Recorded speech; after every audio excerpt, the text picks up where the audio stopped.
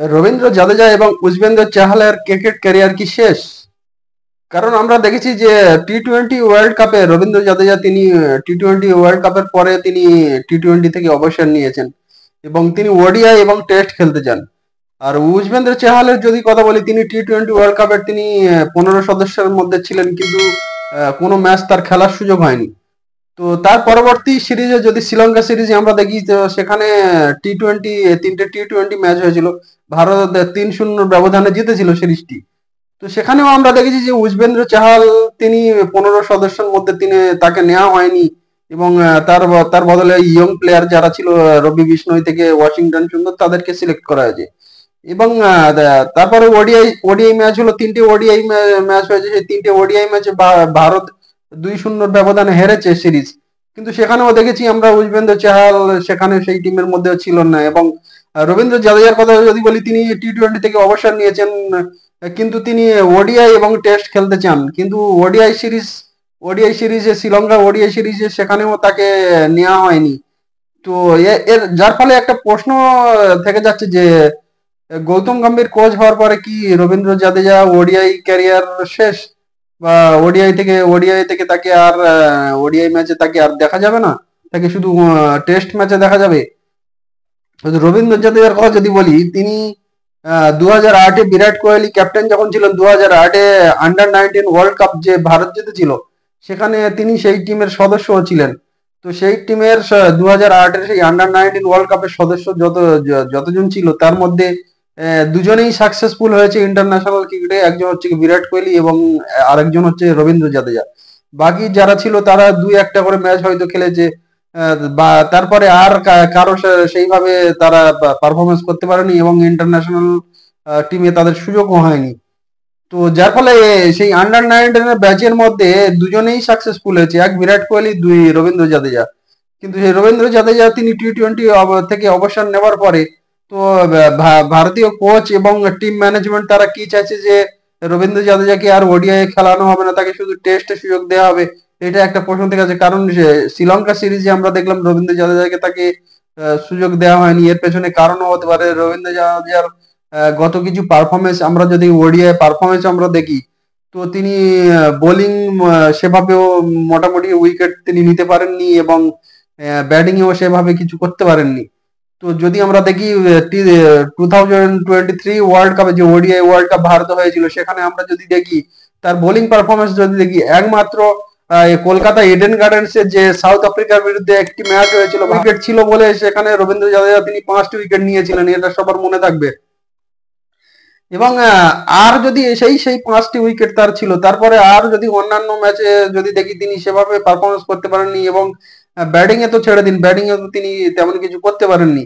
তাকে সুযোগ পেয়েও ছিলেন, তিনি তেমন কিছু করতে পারেননি। তো যার ফলে এখন তাদের টিম ম্যানেজমেন্ট এবং সিলেক্টরদের কাছে একটা অপশন এসে গেছে যে রবীন্দ্র জাদেজার যদি বদল করা যায়, তার বদলে কাকে নেওয়া যেতে পারে। তার বদলে এখন দেখা যাচ্ছে অক্ষর প্যাটেল তিনি দুর্দান্ত পারফরমেন্স করছেন। তিনি বোলিংও যেমন করছেন এবং ব্যাটিং এ তিনি আমার মনে হয় রবীন্দ্র জাদেজার থেকেও ভালো ভালো ব্যাটিং করছেন তিনি।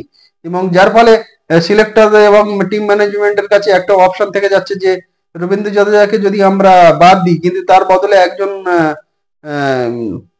একজন প্লেয়ার লাগবে যে তিনি ওটাটা যে বোলিং এবং ব্যাটিং অলরাউন্ডার হিসেবে সেইটা পূরণ করতে পারবে।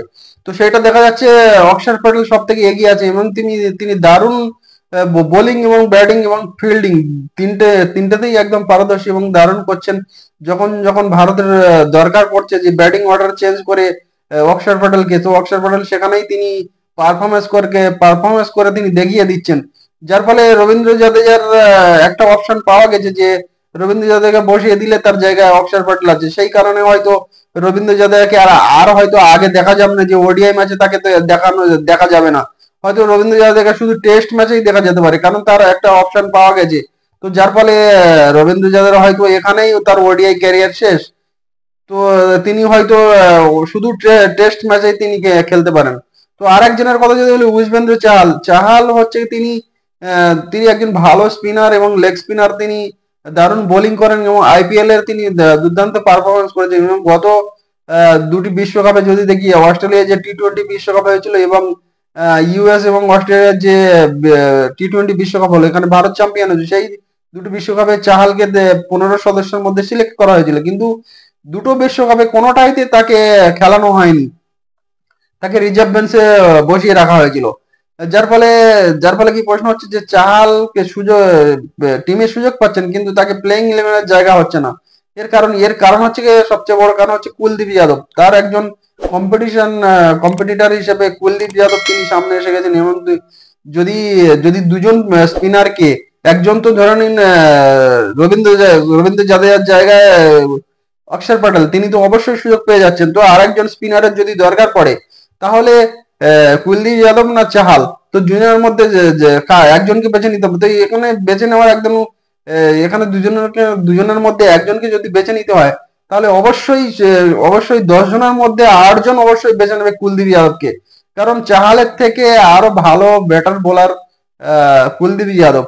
এবং তো সেই হিসেবে চাহালের টিমের জায়গা হচ্ছে না, যে তার একজন কম্পিটিটর এসে গেছে, যে কুলদীপ যাদব। তো সেই হিসেবে কুলদীপ যাদব তিনি প্রতিনিয়ত সুযোগ পাচ্ছেন ওডিআই এবং টেস্টে, সরি, ওডিআই এবং টি-20 এবং টেস্টেও তিনি সুযোগ পাচ্ছেন। সেই হিসেবে চাহালের সুযোগ পাওয়া মানে মুশকিল। আগেও হয়তো চাহালকে 15 সদস্য টিমের মধ্যে হয়তো দেখা যেতে পারে, কিন্তু প্লেইং ইলেভেনের জায়গা পাওয়া তার পক্ষে অনেকটা মুশকিল হয়ে যাবে। এবং টি-20তে যদি দেখি, টি-20তে চাহালকে নেওয়া হচ্ছে না, তার জায়গায় কি রবি বিষ্ণই। ও একজন দারুণ বোলার এবং টি-20তে তিনি ভালো করছেন। যার ফলে চাহালের জন্য মুশকিল হয়ে যাচ্ছে, যে এবং চাহালের অনেকটা বয়স হয়ে গেছে, প্রায় 30 প্লাস বয়স। সেই কারণে চাহালকে হয়তো সেভাবে তারা করছে না, যে চাহালের কম্পিটিটর আমরা পেয়ে গেছি, যে চাহালের আর দরকার নেই, সেই হিসাবে চাহালকে তারা হয়তো সিলেক্ট করছে না। তো এখন দেখার যে হয়তো হয়তো চ্যাম্পিয়ন্স ট্রফিতে দেখা যাবে যে রবীন্দ্র জাদেজাও নেই এবং চাহালও নেই।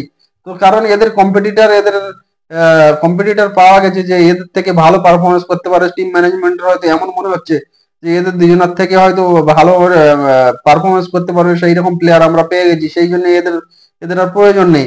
তো সেই কারণে রবীন্দ্র জাদেজার হয়তো ক্যারিয়ার, ওডিআই ক্যারিয়ার এখানে সে হয়তো রবীন্দ্র জাদেজা আগে আর ওডিআই টিমে তাকে দেখা নাও যেতে পারে। তো শুধু হয়তো তাকে টেস্ট টিমে তাকে জায়গা দেওয়া হতে পারে। আর চাহালের জায়গা হয়তো হতে পারে কি, যখন যখন হয়তো কোনো স্পিনার কুলদীপ যাদব বা ওয়াশিংটন সুন্দর এসে গেছে, তারা যদি ইনজুরিড হয়, সেই সময় হয়তো চাহাল সুযোগ পেতে পারেন। তাছাড়া চাহালের সুযোগ পাওয়া অনেকটা মুশকিল।